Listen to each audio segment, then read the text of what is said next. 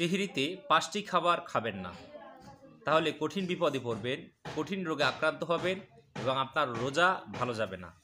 আমরা পবিত্র মাহে রমজানে অনেক মানুষের মুখে শুনি যে ভাই রোজা আছি, আজকে পেটটা ঢুসঢাস শব্দ করতেছে, আজকে বুকটা জ্বালাপোড়া করতেছে, পেটের মধ্যে আজ সমস্যা করতেছে, বুকটা জ্বালাপোড়া করতেছে, যন্ত্রণা করতেছে, আমার রোজাটা আজকে ভালো যাচ্ছে না, ডিমের ঢেকুস বের হচ্ছে, ঢেক বের হচ্ছে, এরকম আমরা কতগুলো কথা শুনি।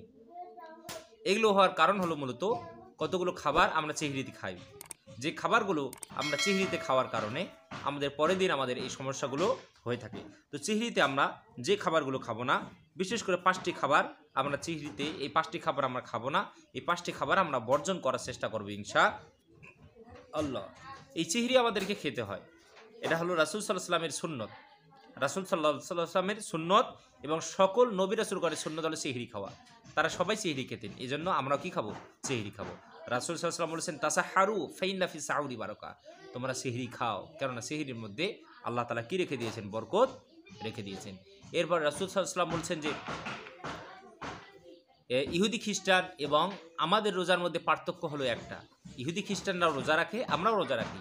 ইহুদি খ্রিস্টানরা রোজা রাখে কিন্তু তারা সেহরি খায় না, আর আমরা রোজা রাখি, আমরা কি খাই? সেহরি খাই। সুবহানাল্লাহ। এটা হলো তাদের রোজার মধ্যে আর আমাদের রোজার মধ্যে পার্থক্য।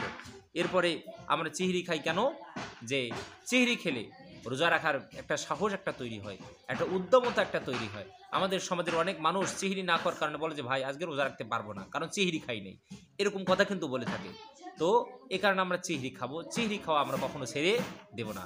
রাসূল সাল্লাল্লাহু আলাইহি ওয়াসাল্লাম বলেছেন তোমরা চিহরি খাও, সেটা একটা খেজুর হলে এক ঢোক পানি দিয়ে যে কোনোভাবে হয় হোক না কেন, তোমরা চিহরি খাও। তোমরা চিহরি খাওয়া কখনো বর্জন করো না, কারণ এটার মধ্যে আল্লাহ তাআলা বরকত রেখে দিয়েছেন। এর জন্য ফেরেশতাগণ আল্লাহ তাআলার কাছে ওই চিহরি করনেওয়ালার জন্য কি করে? দোয়া করে। চিহরিতে বিশেষ করে আমরা চিহরি খাবো, এটা আমরা কখনো ছেড়ে দেব না। তবে চিহরিতে যে খাবারগুলো আমরা কখনো খাবো না, এই খাবারগুলো খেলে আমাদের রোজার সমস্যা হতে পারে, আমাদের পানির পিপাসা লাগতে পারে, আমরা বিভিন্ন রোগে আক্রান্ত হতে পারি, আমাদের বুক জ্বালাপাড়া করবে, এরপরে আমাদের হজম শক্তি হবে না, আমাদের হজম শক্তি কমে যাবে, এরপরে ক্ষুধা লাগবে তাড়াতাড়ি, পানির তৃষ্ণা লাগবে, এরকম কিন্তু আমাদের হবে।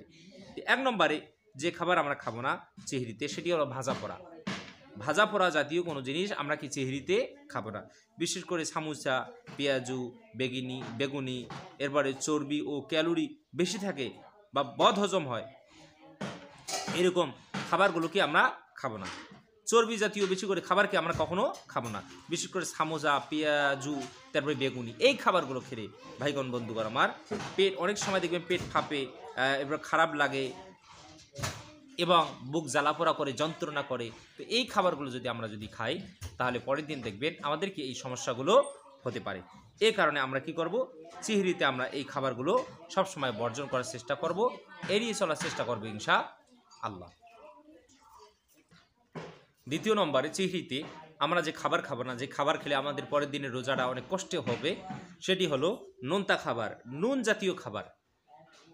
আমাদের সমাজের অনেক মানুষ তরকারিতে অনেক লবণ খায়, বেশি পরিমাণে লবণ খায়। এই লবণ বেশি খাওয়া কিন্তু কি নয়, মোটেও ভালো নয়। লবণ বেশি খেলে আপনার কিডনির সমস্যা হয়, এরপরে আপনার লবণ বেশি খেলে আপনার বিভিন্ন ধরনের রোগ ব্যাধি আপনার হতে পারে। তো সেহরিতে কখনো আমাদের নোনতা খাবার, অতিরিক্ত লবণ জাতীয় খাবার কখনো খাওয়া যাবে না। অতিরিক্ত লবণ জাতীয় খাবার যদি আমরা সেহরিতে খাই, তাহলে এর কারণে পরের দিন আপনার পানির পিপাসা লাগবে, আপনার পানি খেতে প্রচুর পরিমাণে কি মন চাইবে। যেমন চিপস এবং লবণাক্ত বাদাম, এগুলো, এই সমস্ত খাবার আমরা এড়িয়ে চলার চেষ্টা করবো ইনশাআল্লাহ। সেহরিতে কখনো আমরা চিপস, লবণাক্ত খাবার, অতিরিক্ত লবণাক্ত খাবার, তারপর লবণাক্ত বাদাম, এগুলো আমরা সবসময় বর্জন করার চেষ্টা করবো ইনশাআল্লাহ। এরপরে 3 নম্বরে চিনিযুক্ত খাবার, অতিরিক্ত চিনিযুক্ত খাবার আমরা কখনো সেহরিতে খাবো না। যেমন ফলের রস, কোল্ড ড্রিঙ্কস, শরবত, এগুলো, এই জাতীয় জিনিস আমরা কি সবসময় এড়িয়ে চলার চেষ্টা করবো ইনশাআল্লাহ। কারণ এসব জিনিসে আপনার চিনি বেশি থাকে, রক্তে শর্করার মাত্রা বৃদ্ধি করে, এসব জিনিস। এই কারণে আমরা সেহরিতে কখনো আপনার ফলের রস, কোল্ড ড্রিঙ্কস, শরবত, এই সমস্ত জিনিস আমরা সবসময় এড়িয়ে চলার চেষ্টা করবো ইনশাআল্লাহ। এরপরে হলো চর্বিযুক্ত খাবার। এই চর্বিযুক্ত খাবার আমরা কখনো খাবো না। যেমন চর্বিযুক্ত মাংস, এরপরে আমরা এই সমস্ত খাবার আমরা কি কখনো খাবো না। এই চর্বিযুক্ত খাবার খেলে পেট ভারী হয়, এরপরে আপনার ঢেক পায়, যার জন্য কি লাগে? আপনার শরীরে অস্বস্তি লাগবে, আপনার খারাপ লাগবে, আপনার পেট জ্বালাপোড়া করবে।